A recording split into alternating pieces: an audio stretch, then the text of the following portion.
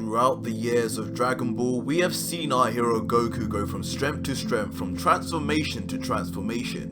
But in the age of Dragon Ball Super, we as fans were expected to be satisfied by simple color swaps like Super Saiyan Blue and Super Saiyan God, and somehow were assumed to be impressed. But where exactly was our iconic Super Saiyan moment but for the Super era? Well, that moment was from the Tournament of Power, the point where Goku first tapped into Omen Ultra Instinct against Jiren against all odds, and immediately began to not only dispatch of and dodge the once powerful Toppo and Dispo, but then suddenly fight on the same level and power as Jiren, who up until this point saw Goku's power as nothing more than amateur. This feat only went on to be exasperated by the emergence of the mastered Ultra Instinct, which finally gave us the closest thing we could ever get to the fabled Super Saiyan Y, aka Super Saiyan 5. But, for whatever reason though, this form was made to be extremely rare and difficult to tap into, and as a result, not only was it short-lived and taken away as fast as we received it, both in the anime and manga, it wasn't brought back to face even the strongest of all the Z Fighters opponents to date, the legendary Super Saiyan Broly, who only a combined fusion of Goku and Vegeta could defeat. But what's happened since? How many times has this game-changing form been mentioned since the movie in December? Well, in the manga, when it finally returned following Android 17's victory, Goku and Vegeta were found training in the Gravity Room, where Vegeta point-blank asked Goku, "By the way, what happened to your Ultra Instinct?" And Goku responded, "I have no idea. I haven't been able to do it once since the tournament." Vegeta angrily then responded, "Huh, so you'll never know when you can even get it to work or not? What a completely useless technique." Before Goku accepts, "You're probably right.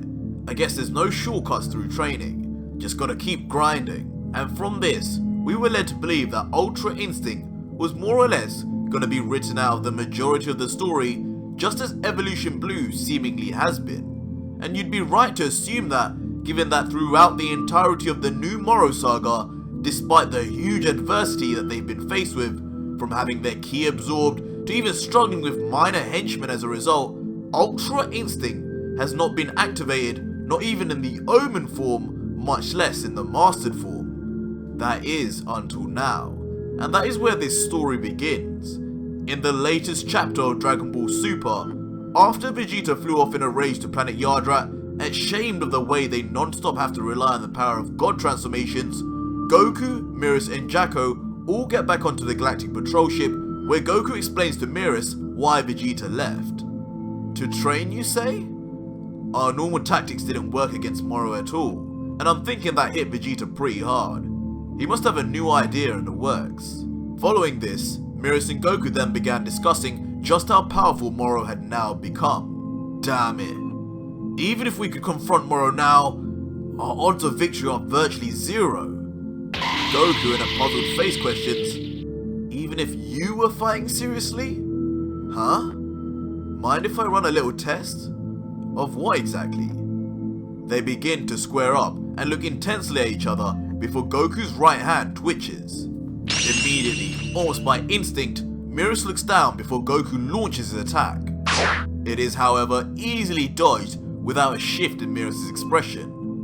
Huh? Whoa there, Goku. Did Agent Miris say something that made you mad? I threw that punch meaning to connect. Yes, that's why I dodged. I want to get a feel for your true power, Miris. Spar with me? Very well. I know just the place. The landscape changes to that of the Galactic Patrol training room. Well, on that note, I'll kick this off. Be my guest. A battle ensues where Goku goes from base to Super Saiyan 3, all the while leaving Miris completely unfazed, despite the once gargantuan feat these forms once represented. Eventually, however, Goku then powers up to his Super Saiyan God form, but the sheer power of it causes the surroundings to crumble, which prompts Goku to power back down to base. Goku, however, mentions that though he's done for now, there's one move of mine that I'm still trying to master. It's all about letting the body move on instinct, so it might work against Moro even when he starts absorbing my energy. I've got a feeling that training with you could get me closer to mastering it. Mirrors pauses for a minute inexplicably, as if in deep thought, before replying, "Then that is what we shall do. I am all too happy to assist." Goku excitedly replies, "Great," knowing full well the technique he so desires and hopes Mirrors will help with is the Ultra Instinct. And indeed, when Goku and Mirrors finally begin training elsewhere, Goku once again is unable to land a single blow on Mirrors, and his frustration begins to show. Ow! Darn, it's not working. I've got to empty my mind for that move to work. But when I'm fighting, my emotions are all over the place. I'm just not getting into it. Before a smirk comes across Mirrors' face, with him saying, "No, it's not quite that simple." He attacks Goku and elaborates saying, "Rage, grief, joy. Those strong emotions can translate to prodigious power, just like your Super Saiyan transformation. Yeah, that one's triggered by rage, but the technique you're after is the opposite." This immediately triggers something within Goku's mind as the connections begin to be made. Mirrors continues, "It will activate when you achieve self-control in the face of a jarring shock to your emotions. Such is Ultra Instinct." Goku smiles, realizing that his assumption that Mirrors can help him was correct. Mirrors apologizes for having refrained from saying the words earlier, but Goku in his typical happy-go-lucky self tells Mirrors, "No need to be sorry. You must have had a reason for keeping quiet, right?" And Mirrors, again seemingly deep in thought, replies, "Yes," quietly. Mirrors then opens the door to a new hyperbolic time chamber and tells Goku about how one day passing in here equates to 3 days in the outside world. And Goku responds, "Only 3 days? I guess any extra time is better than none, since we're short on it." Mirrors replies, "While the time dilation is helpful, the fact that this space is sealed off from the world is just as important." Goku looks unpuzzled. "It's because I can unleash my full power here without anyone finding out." "Oh yeah? So no holding back in here?" "I will impart all I have to you, though it won't be easy. Are you prepared?" Goku steps back before responding, "I was born ready."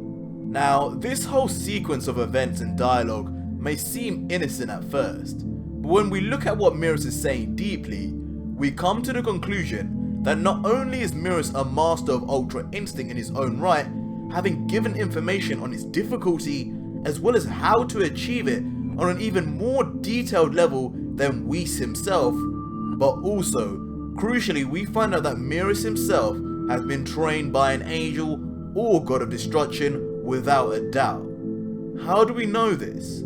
Well, we could have guessed this from the fact he knows the term Ultra Instinct, a term no mortal should know or just come to when accessing the ability. It's a term he could have only heard from either an angel or a god. But further to this, look closer at his actual stance when about to fight Goku, and you begin to see an extreme resemblance to the fighting stance of one character, and that character is Whis. Mirrors somehow fights and knows the exact fighting stance of Whis himself, who presumably is using a fighting stance unique to the angels, and this suggests, given that Mirrors is from Universe 7, that he has trained with either Whis or Beerus. The only issue is, during the Tournament of Power, neither Beerus nor Whis mentioned him as a possible fighter, which eliminates Beerus being a teacher for sure, but for Whis is more complicated. Whis may not be allowed to add input into scenarios such as that, and indeed, he never did actually suggest any warriors himself, but merely followed the orders of Beerus. So potentially, Whis in his many years living in the universe could have very well met and trained Mirrors at one point, but for what reason? Who knows? And even more far-fetched than all of this is the possibility that Mirrors was trained by no one, and that Mirrors is in fact an angel himself, but for some reason is undercover and hiding undetected in Universe 7, a big part of which would be by hiding his true power, as he says to Goku, which he specifically mentions he wants no one to find out about. But that deserves a whole video on its own, and also needs a lot of input from you guys in the comments for me to read and then formulate a theory. So give me a hashtag Mirus in the comments if you got this far, and write down your own thoughts on just who Mirus is and how he knows Ultra Instinct. But that is it for today's video, guys. If you would like another extremely popular video of mine to watch, I recommend clicking here on my video about Vegeta's new technique following his visit to planet Yardra. Currently has over 118,000 views, so definitely give it a watch. But until next video, guys, cheers.